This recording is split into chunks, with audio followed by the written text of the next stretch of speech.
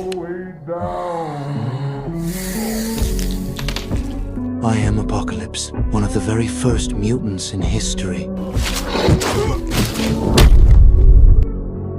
My powers weren't awakened by accident. They were born with me. With a wave of my hand, I can level an entire city because I possess the ability to manipulate matter itself. But even I am not immune to time. As my body begins to age, I transfer my consciousness into another mutant host. This keeps me alive and allows me to absorb the powers of my new body. After countless transfers, I have accumulated the abilities of many others. Thousands of years ago, in ancient Egypt, I was worshipped as a god, but during one of my transfers, a group of rebels triggered the collapse of a pyramid. I was buried deep underground. My guardian gave his life to cast a protective shield, preserving my body in stasis, and so I slept for millennia, until one day, a group of loyal followers discovered ruins. Sunlight broke through the stone and reactivated the seal. I rose again.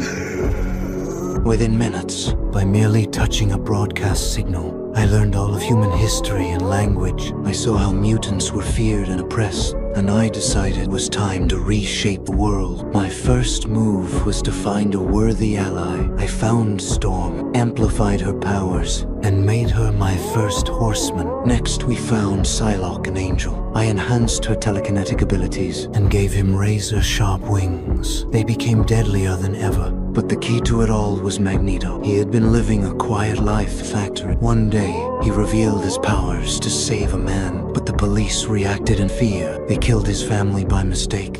No, please, not my baby.